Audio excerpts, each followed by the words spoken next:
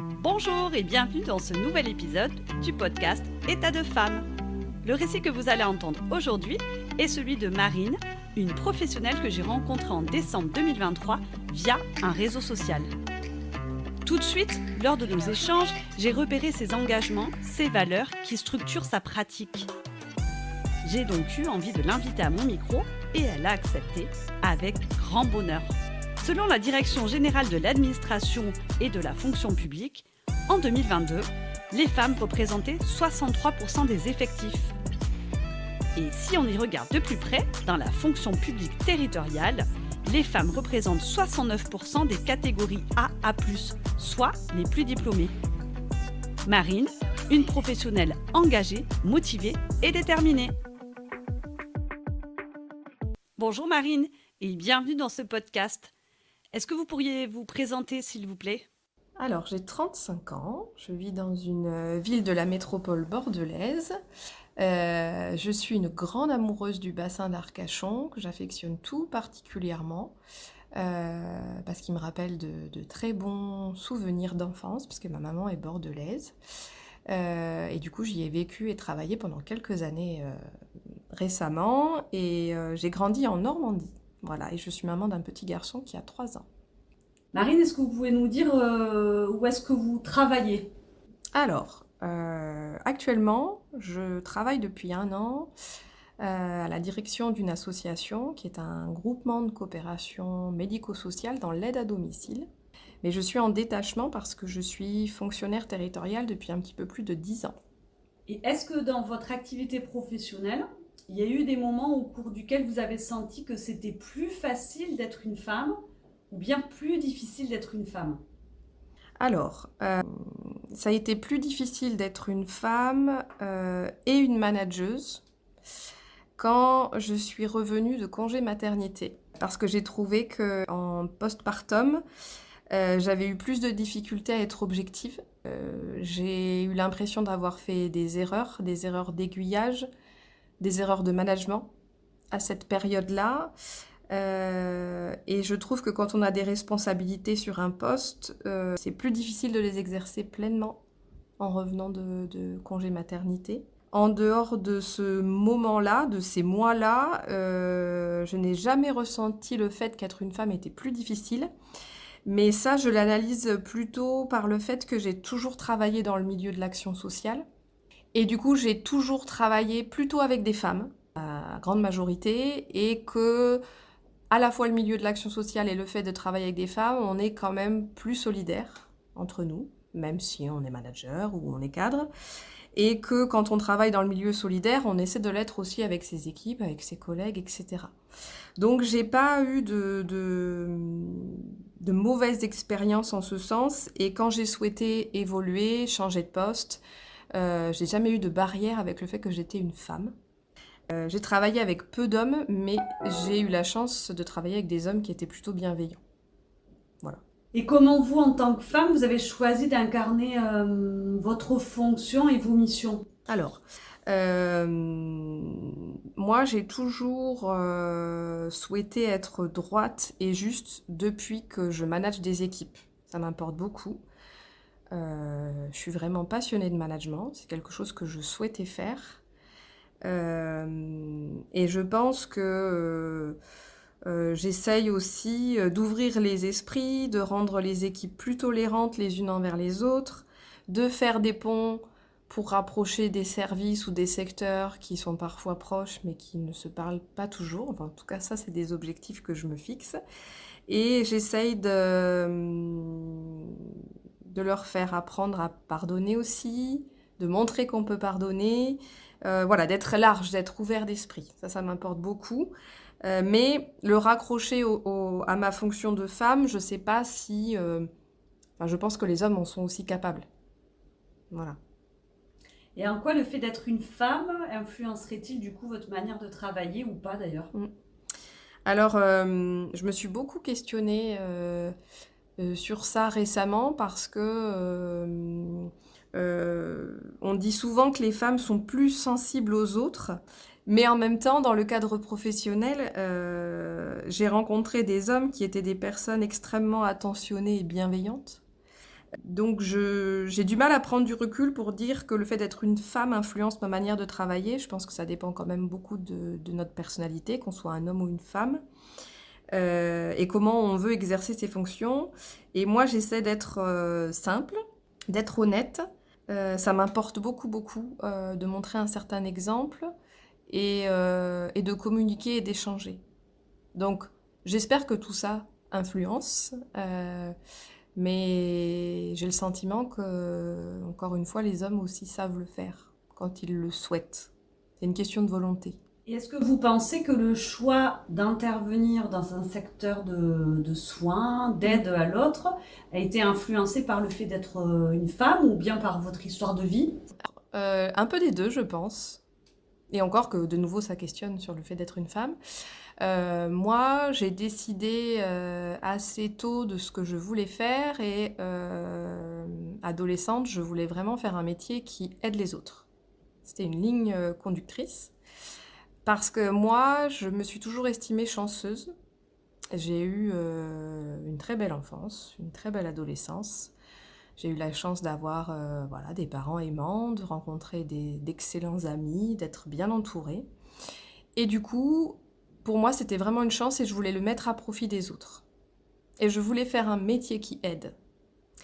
Donc j'ai tout de suite su que je voulais travailler dans la solidarité. Et ensuite, le fait d'être une femme, ça fait se questionner aussi, surtout depuis les dernières années, tous les événements, tout ce qui se passe dans la société. Donc sans doute les deux se mélangent. Les deux se mélangent. Mais je ne sais pas lequel prend le pas sur l'autre. Et le fait d'avoir été maman, vous nous en parliez tout à l'heure, est-ce que vous pensez que ça a une influence sur la manière dont vous travaillez? Je ne sais pas le dire.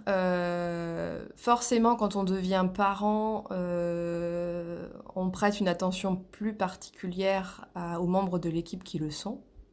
Mais en même temps, j'ai à cœur d'y porter de la bienveillance et d'y porter plus d'attention, mais j'ai à cœur aussi de respecter ceux qui ne sont pas parents, mais qui vivent des choses parfois tout aussi difficiles.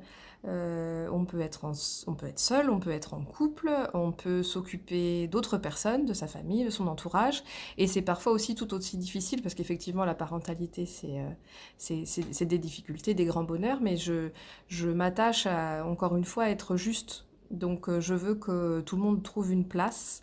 Mais bien évidemment qu'en devenant parent, forcément on comprend les autres, mais il y a tellement de formes de parentalité et de façons de la vivre que je veux pas dire que c'est plus difficile pour les parents.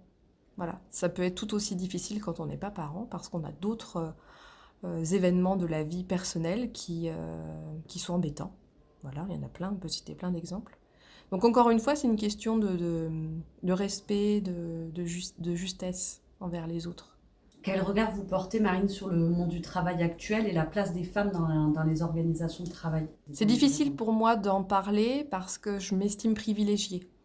Comme je disais tout à l'heure, moi j'ai pu gravir les échelons quand je le voulais, postuler à des postes, on m'a ouvert des portes, et du coup j'ai jamais été empêchée en tant que femme. Donc je ne sais pas ce que c'est que de se faire empêcher des compétences à cause du fait qu'il y ait un homme en face comme candidat et que c'est lui qui est privilégié. Je ne sais pas ce que c'est que gagner moins qu'un homme qui a le même poste. Je ne sais pas ce que c'est. Donc j'essaye de porter attention, d'écouter des personnes qui travaillent dans des milieux où ça arrive, où ces difficultés arrivent, puisque aujourd'hui elles sont réelles. Mais moi en tout cas, ça ne m'est pas arrivé. Donc je ne sais pas en plus quelle réaction j'aurai face à ça. Mais j'y porte de l'attention. Et puis comme j'aime bien écouter les autres parce que j'aime bien les relations humaines, j'aime en échanger. Mais moi aujourd'hui, je peux pas y porter un regard par rapport à ma propre histoire. Et je ne sais pas si c'est parce que moi je me suis battue plus ou pas, ou que j'ai eu de la chance. Je pense qu'il y a eu quand même beaucoup de chance parce que j'ai jamais été empêchée à cause de ça. Ça m'a jamais empêchée d'atteindre un poste à responsabilité, le fait d'être une femme. On arrive sur les 2 dernières questions, Marine. Dans quel état vous met votre travail de manière générale? Alors, c'est les 2 dernières questions qui reviennent à chaque fois. L'état, c'est l'état général. Affectif, émotionnel, etc., etc. Alors en règle générale, et depuis toujours, ça me rend combattante. Je suis quelqu'un d'assez têtu, j'aime persévérer et j'ai toujours persévéré.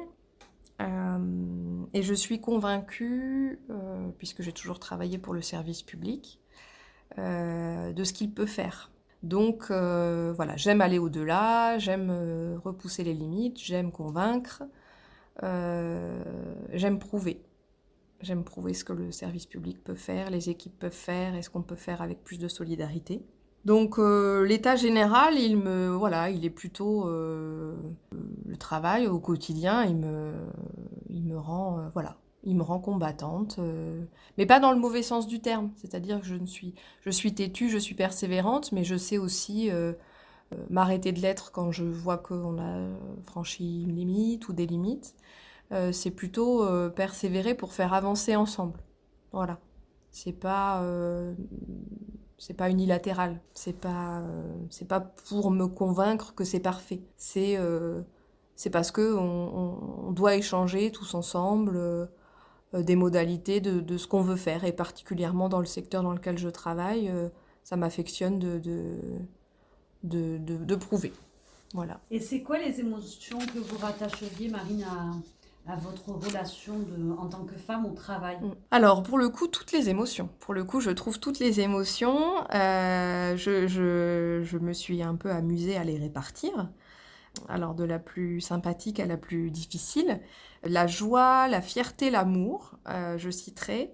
Voilà, de voir des projets qui se réalisent, de voir des usagers des différents services aller mieux, de voir des citoyens aller mieux, de voir des collègues s'épanouir et évoluer. Ça, c'est quelque chose qui m'a procuré et qui me procure toujours beaucoup de joie et de fierté. Ensuite, dans les aspects un peu plus, les émotions plus difficiles, la tristesse, la peine. Quand j'ai quitté, j'ai occupé différents emplois et quand j'ai quitté mes emplois, j'ai toujours été triste, même si c'était volontaire. Je suis toujours partie dans un cadre bienveillant, mais ça m'a procuré toujours un pincement au cœur, de la nostalgie, voilà. Quand un membre de l'équipe qu'on affectionne aussi s'en va, c'est difficile. C'est difficile de laisser partir des bons éléments quand on estime que c'est des bons éléments. Et après, quand un membre de l'équipe souffre aussi, moi je suis quelqu'un qui a tendance à prendre soin des autres et quand ils ont de la peine, professionnelle ou personnelle, ça m'impacte, ça m'importe. Donc il faut gérer ces émotions-là, tout en prenant du recul, en restant dans le cadre qu'on a fixé, etc. Donc ça vient envahir. Ça vient envahir qui on est en tant que femme et en tant que professionnelle. Et ensuite, ça m'a causé parfois des moments de peur. J'ai rarement eu peur, je peux dire, pendant plus de 10 ans, mais souvent j'ai eu des moments de peur. Du coup, j'ai travaillé dans des collectivités et du coup, il y a des moments forts, des moments d'élection. Et parfois, ça m'a fait trembler. Il y a aussi un moment très particulier dont je me souviens qui était un incendie volontaire dans une maison qui avait été dédiée à une famille dont on avait la charge. Et ça m'avait beaucoup, beaucoup touchée. Ça m'avait fait peur. Je m'étais dit, ouais, on est dans ce monde-là. Donc, voilà. C'était il y a longtemps. Voilà. J'ai pas vraiment retremblé depuis. Et du coup, ça m'amène aussi à parler de la colère. La dernière émotion. J'ai beaucoup de colère quand il y a de l'injustice ou quand j'estime, moi, qu'il y a de l'injustice. Et quand il y a de la malveillance délibérée. Parce qu'il peut y avoir de la malveillance sans qu'on s'en rende compte, parce qu'on a l'habitude d'exercer ça et que ça n'a jamais été questionné. Mais par contre, quand elle est délibérée, ça m'embête beaucoup. Donc voilà un peu toutes les émotions que ça me fait ressentir. C'est pour ça que j'ai dit que c'était tout un panel. Voilà. J'espère que le témoignage de Marine vous a plu. N'hésitez pas à m'en faire part dans les commentaires. Sachez que depuis l'enregistrement de ce podcast, avec Marine, nous avons décidé de passer au tutoiement. Ce qui me permet de lui adresser quelques mots ici. Marine, merci beaucoup pour tout ce que tu as donné dans cet épisode et merci beaucoup pour notre collaboration toujours aussi joyeuse et harmonieuse. Je vous remercie à toutes et à tous pour votre fidélité et je vous invite à me suivre sur ma chaîne YouTube dont vous trouverez les coordonnées dans cette vidéo. N'hésitez pas également à aller faire un tour sur ma page Facebook Nadia en conscience. Je vous dis à très bientôt pour un nouvel épisode du podcast État de femme.